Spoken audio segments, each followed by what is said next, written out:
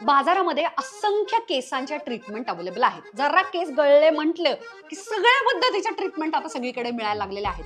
पण कोणती करायची कोणती नाही, बाजारामध्ये कुठल्या ट्रीटमेंट आता व्हायरल झालेल्या आहेत, हेच आपण वेगवेगळ्या व्हायरल झालेल्या रील्स वरती बोलणार आहोत, संभाषण करणार आहोत, मस्त डिस्कशन करणार आहोत. त्यांना आपण अपडेटेड राहणार आहोत आणि आपला टाइमपास पण करायचा. सगळ्याच गोष्टी अभ्यासासाठी नसतात करायच्या, जरा मजा पण करूया. चला.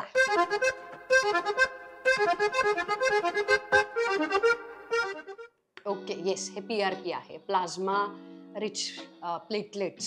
हे मी केलेलं आहे, त्याच्यामुळे मी न बघता पण मला हे लगेच कळलं काय प्रकारे. आता ना, जेव्हा तुमची प्रचंड हेअर ग्रोथ तुम्हाला अपेक्षित आहे, पण हेअर लॉस मधून तुम्ही चाललेला आहात, काहींचे मागचे जातात, काहींचे फ्रंट लाईन मागे थोडी रिसिडिंग होते, मागच्या बाजूला सरकते, काहींना टॉप जातो, जसा माझा गेला टॉप. केस सगळ्यांचे गळतात, पण जेव्हा खूप खूप खूप गळतात ॲबनॉर्मली, तेव्हा वेगवेगळ्या ट्रीटमेंट्स असतात. एक म्हणजे सगळ्यात आधी हेअर ग्रोथचे सिरम्स वापरणे. पिलग्रिमचं उत्तम आहे, मिनॉक्सिडिल डॉक्टरकडे जाऊन ते प्रिस्क्रिप्शन देतात, ते औषध दुकानातून तुम्ही वापरू शकता. विशकेअरचं उत्तम आहे. हे हेअर ग्रोथ सिरम कोणतं पण औषध बाहेरून आठवड्यातून किमान 5 वेळा तरी लावणे. दुसरी गोष्ट म्हणजे हेअर डॉक्टरकडे जाऊन ह्या ज्या PRP वगैरे ज्या ट्रीटमेंट असतात, तर 2-3 पद्धतीच्या ट्रीटमेंट असतात. एक म्हणजे PRP विथ ग्रोथ फॅक्टर, एक नुसतं ग्रोथ फॅक्टर आणि एक नुसतं PRP, अशा पद्धतीचे ते असतात. तर म्हणजे काय, तर आपलंच रक्त घेतलं जातं खूप पटकन आणि ते डॉक्टर्सच असतात, आणि मग त्या रक्तातून फक्त जे केस वाढीसाठीचं जे रिच खूप छान छान आवश्यक घटक वेगळे केले जातात, आणि ते छोट्या छोट्या इंजेक्शन्समध्ये सुपरफिशियल एकदम बारीक सोयी असते. तोपर्यंत हे सगळं करेपर्यंत आपल्याला मस्त बधीर होण्याचं मलम किंवा ऑइंटमेंट वगैरे लावलं जातं, स्प्रे वगैरे पण मारतात. आता इंजेक्शन आहे, दुखणारच, पण विचित्र डेंजर लेवलला दुखत नाही. आणि मग ते टोचवलं जातं सगळीकडे. ते आपलाच PRP रक्तातून काढलेला तो तिथे इंजेक्ट केला जातो. खूप चांगला परिणाम होतो याच्यातून. या अशाच डॉक्टरच्या ट्रीटमेंटमध्ये अजून थोडी ॲडव्हान्स ट्रीटमेंट तिसरी म्हणजे थ्रेड्स करणे. थ्रेड्स म्हणजे काय, तर वेगवेगळे थ्रेड्स तिथे इंजेक्ट करणे, याच्याविषयी नंतर बोलूयात, पण थ्रेड्स असा पण एक प्रकार आहे. आणि चौथा अजून एक खूप ॲडव्हान्स्ड आणि लास्ट ही गोष्ट केली जाते, ते म्हणजे ऑलमोस्ट ऑपरेशनच म्हणावं लागेल, ते म्हणजे हेअर ट्रान्सप्लांट. आपली मुळं मागची किती टक्कल पडलं तरी मानेच्या जवळच मुळं असतात, आणि ती काढायची आणि त्याचं चक्क रोपण करणे केसांचं पुढच्या बाजूला जिथे कुठे केस गेलेत. हे सगळ्यात शेवटचं, कारण ते ऑलमोस्ट सर्जरी ऑपरेशन सारखं असतं. याचा ऍक्च्युली डिटेल छान व्हिडिओ केलेला आहे, त्या व्हिडिओमध्ये जास्त बडबड आणि छान डिटेल तुम्हाला कळेल. हेअर बोटॉक्स हे पण मी केलेले, मी माझ्यावरती इतके प्रयोग केलेले आहेत ना, त्यामुळे अनुभवातून मी तुमच्याबरोबर सगळ्या गोष्टी शेअर करत असते. आता आहे ना, एक बाजारामध्ये हेअर बोटॉक्सनं 0 हेअर डॅमेज होतो असं पण एका ठिकाणी म्हटलं जातं. अजिबात नाही.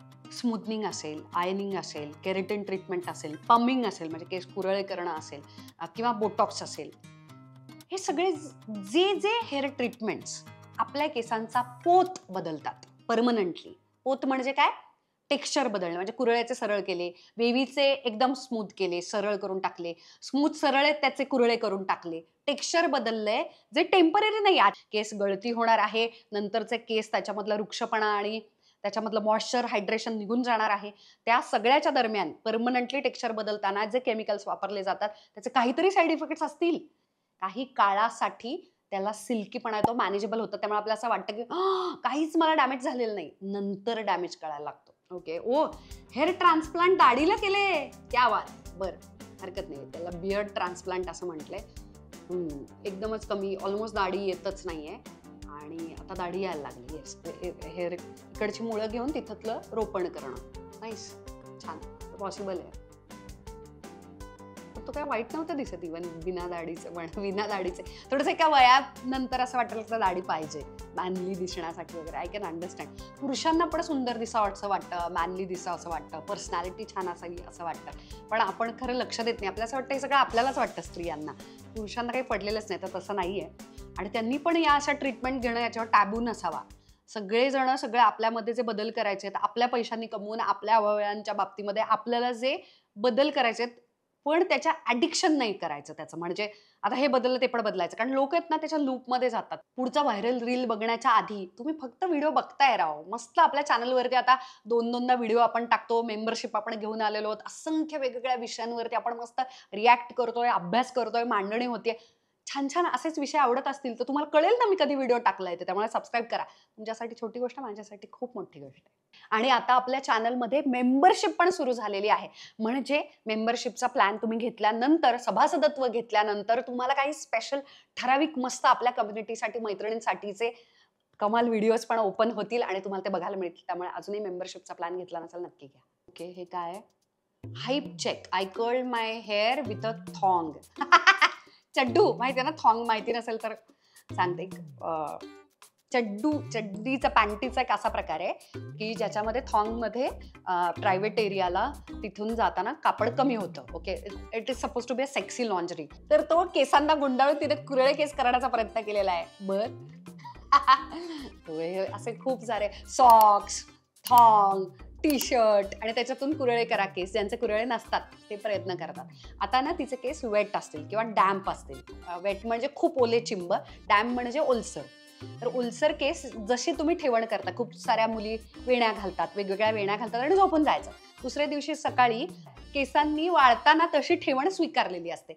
ज्यांचे केस कुरळे नाहीत त्यांना तर 100% तो दिवस तरी, काही तास तरी ते केस तसे छान वेवी, बीची वेवी किंवा इव्हन कुरळे पण होऊ शकतात. मजेशीर आहे. तुम्ही असा दरवाजा उघडायला गेलात, कपाळाला जे खाली घालायची ती चड्डी मी आता वरती घातलेली आहे आणि दरवाजा उघडला, कुरिअरवाला वगैरे हे ट्रॉमा देताय तुम्ही लोकांना. हे खूप फनी आहे. एवढंच राहिलेलं आहे आपलं करायचं. Oh my God, with the results. Okay, चड्डू इज आउट. फार काय नाही नीट झालेले ते. एवढं तर पटकन आपण टॉंग किंवा कर्लिंग आयन असते त्यानं हे पटकन होईल. बाकीचे मागचे वगैरे तर काहीच नाहीच झाले तिचे कुरळे. चड्डी डझंट वर्क. लक्षात ठेवा, चड्डी डझंट वर्क. ती तुम्हाला कुरळे केस देणार नाहीये. ज्या गोष्टी तिथे घालायच्यात त्या डोक्याला घालायच्या नाहीयेत. ओके, जसं मेंदू तुझा गुडघ्यात आहे का असं म्हणतात, तसं आपण करेक्ट उलट केलेलं आहे. असं करू नका. फ्रीझी हेअर जातात बितात, येस, सिल्की स्मूथ होतात, अपिअरन्स खूप छान येतो. Result hair smoothing can result in silky, of course. Potential damage, overuse of improper application of smoothing chemicals can damage the hair. चला, प्रामाणिकपणे सगळं लिहिलेलं पण आहे इथे. Good to know. बरं, आता हे ट्रीटमेंट केल्यानंतर घरी जाताना आपल्याला ते त्यांच्याकडचा शॅम्पू, कंडिशनर किंवा लिव्ह इन कंडिशनर किंवा सिरम जे काय असेल ते देतात. याचा फायदा होतो का? होतो, नक्की होतो. कारण की हेअर कलर केला असेल तर कलर्ड प्रोटेक्शन कलरचं राहण्यासाठी, ते जास्तीत जास्त काळ त्याचा इफेक्ट राहावा याच्यासाठी सल्फेट फ्री, पॅराबिन फ्री वगैरे असे खूप माइल्डर छान छान छान छान शॅम्पू कंडिशनर दिले जातात, ज्याच्यामुळे ते ट्रीटमेंट जास्तीत जास्त काळ टिकते. पण गंमत कशी आहे की ते जरी केलं त्यांना तो इफेक्ट जास्त काळ राहणार आहे. पण त्याच्यानंतर मी तुम्हाला म्हटलं ना, ते केमिकल्स रन आउट होतात, ते टाईल्स ओपन अप होतात, ते पोर्स ओपन त्याचे त्वचेचे होतात तशा पद्धतीनं. आणि त्यांना तुमच्या लक्षात येईल की माय गॉड, या जगातला कुठलाही शॅम्पू कंडिशनर आता आपल्याला वाचवू शकत नाही. या ट्रीटमेंट नंतर जी झाली याच्यापेक्षा तो आधीचा फ्रीज परवडला, तो खूप मॅनेजेबल फ्रीज होता. कॉमन मॅनचं ना डायरेक्ट आपल्याला जे वाटतं ना, आपण शॅम्पू कंडिशनर बदलायला बघतो, आपल्याला त्याच्या पलीकडे सुचतच नाही. पण तसं नाहीये, खरा बदल आतून होतो. I give you example. केस जेव्हा पांढरे व्हायला लागतात, अनुवंशिकता एक कारण आहे, स्ट्रेस एक कारण आहे, वय एक कारण आहे, पण अजून एक कारण आहे ते म्हणजे डेफिशियन्सीज. म्हणजे आपल्याला आपल्या रक्तामध्ये, बॉडीमध्ये काही गोष्टींमध्ये इतकी कमतरता आली आहे की केसांमधलं मेलॅनिन कमी होतंय आणि केस पांढरे व्हायला लागलेत. तर जेव्हा तुमचे डेफिशियन्सीज तुम्ही भरून काढता, स्पेशली B12ची डेफिशियन्सी असते, व्हिटॅमिन डीची D3ची डेफिशियन्सी असते, जर ती तुम्ही भरून काढल्या, सप्लिमेंट्स, गोळ्या जर घेतल्यात, ते पण डॉक्टरांनी सांगितलेल्या, तेव्हा परत एकदा पांढरा झालेला केस काळा पण होऊ शकतो, जे डेफिशियन्सीज मधून होतं. तर हे आपल्याला माहिती नसतं. यासाठी करेक्ट डॉक्टरकडे जायचं असतं नेहमी. Tricot injection for ॲलोपेशिया. ॲलोपेशिया नावाचा एक आजार असतो. आधी हे समजून घेऊयात. तुम्हाला विल स्मिथ माहिती आहे का? त्याच्या बायकोला, जेडा स्मिथ. तर ॲलोपेशियामध्ये काय होतं, खूप लोकांना आपल्या आसपास असू शकतो, पण ते आयुष्यभर तुम्ही त्यांना जर विग्समध्ये वगैरे बघितलं असेल तर कळत नाही. पण काहीतरी गडबड आहे हे कळत राहतं आपल्याला. सगळे केस मुळासहित आपल्याला सोडून टाकतात. तो एक प्रकारचा त्वचेचा आणि केसांचा कंडिशन आहे. तर खूप सिम्पथी देऊन, करुणेनं, एम्पथेटिकली याच्याकडे बघितलं पाहिजे. तुमच्या हातामध्ये नसतं आणि त्याची सुरुवात कुठूनही होऊ शकतं. म्हणजे दाढीतले काही स्पॉट जाणं, केस आणि संपूर्ण टक्कलही होऊ शकतं.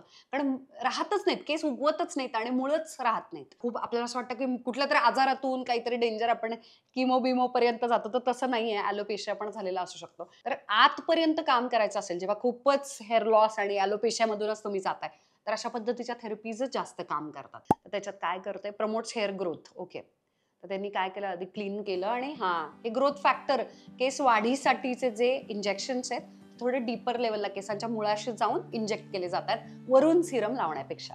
सेम जसं इथे केलं जातं. हे कॉमन आहे ॲलोपेशियामध्ये. आय थिंक जिथपर्यंत सेव्ह करण्याची कंडिशन आहे तिथेच ते करता येत असेल, कारण सगळं गेल्यानंतर आय डाऊट कुठचे इंजेक्शन्स काम करू शकत असतील का. इवन हेअर ट्रान्सप्लांट सुद्धा ते लोक बिचारे करून बघतात, पण त्याच्या पण मर्यादा आहेत. Yes, come with me to get a keratin treatment. बरं, आणि ते जिममध्ये काय? अच्छा, केस. अच्छा, मॅनेजेबल होत नाही असं तिला वाटतं. सुंदर केस आहेत खरं. माय गॉड, वेवी हेअर ज्यांचे असतात त्यांना असं सतत का वाटतं की त्यांचे वाईट केस आहेत. You are blessed with beautiful volume. Wavy hair waves येतात, आपसुक वेव येतात, भरपूर व्हॉल्यूम असतो. जेव्हा पाहिजे तेव्हा थोडंसं कुरळ्यांच्या घरामध्ये जाता येतं. म्हणजे कधी कधी सॉफ्ट कर्ल्स येतात खालच्या बाजूला, थोडेसे कुरळे केसवाल्यांचे प्रॉडक्ट्स वापरले तर. मध्येच जर ओले केस किंवा कंडिशनर लावल्यानंतर वगैरे सिरम वगैरे लावून लवकर सरळ केले, शेंडी नाही बांधली, वेणी नाही घातली, तर त्या दिवशी असे छान थोडेसे सरळ पण फॉल होतात. तुम्हाला कुणाही सारखं होता येतं. त्यामुळे प्लीज कुठच्याही ट्रीटमेंट करायला जाऊ नका. ऐका माझं. अरे, हे सगळं घरामध्ये करता येतं. रेग्युलरली हेअर स्पाज, मास्क लावणे, उलाप्लेक्स वगैरे ट्रीटमेंटमधून गोष्टी मॅनेजेबल होतात. पण रोजचं आपल्याला हेअर स्टायलिंगचे 10 मिनिटं पण काढायचं नाही येत ना, म्हणून आपण हे जाऊन ट्रीटमेंट करून येतो. नंतर खूप डॅमेज होतं. आणि आय कॅन सी की तिचं वय पण तसं बऱ्यापैकी आहे. ह्याच्या ट्रीटमेंट्स एका पर्टिक्युलर वयानंतर वाट लावतात. नवीन केस येत नाही, केसांची वाढ लॉंग लेंथ फार येत नाही, आणि ह्या ट्रीटमेंट्सना डॅमेज मात्र होतं. त्यामुळे एका एका पर्टिक्युलर वयापर्यंतच केसांची खेळायचं असतं, नंतर फक्त जपायचं असतं. ओके, काय घेतलेलं आहे हे? डर्मा रोलर दिसतोय हा. मिसोथेरपी, हो, हे पण आता खूप जास्त वाढलेलं आहे केसांचे रिलेटेड. हे ना अतिशय मायक्रो निडलिंग सारखं आहे, म्हणजे आणि इंजेक्टेबल्स पण आहेत. याच्यामध्ये पण तेच आहे, stimulates natural hair growth, increase thickness and density, आणि इम्प्रूव्ह स्कल्प हेल्थ. येस, स्कल्पकडे लक्षच दिलं जात नाही. आपण आयुष्यभर केसांच्याकडे लक्ष देतो. सगळं जे गेम चेंजर, केसांच्याकडे लक्ष देणं, केसांचं आरोग्य उत्तम करणं, म्हणजे ऍक्च्युली त्याच्या मुळाशी स्कल्पकडे लक्ष देणं. तर आता हे मिसोथेरपी, वेगवेगळ्या थेरपीज आता खूप मस्त मस्त आल्यात.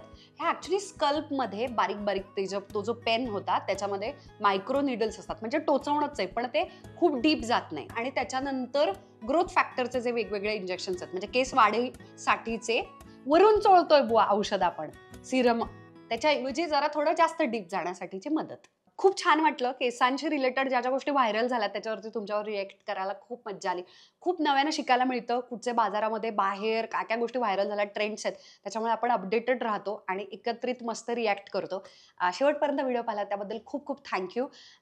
असंख्य वेगवेगळे कमालबाई मुद्द्यावर याची नवीन सिरीज घेऊन येत आहे. येस, या सगळ्या सहित दर मंगळवारी आणि शुक्रवारी तुम्हाला भेटायला मिळणारच आहे, कारण माझं भयानक प्रेम आहे हो तुमचं. I love you.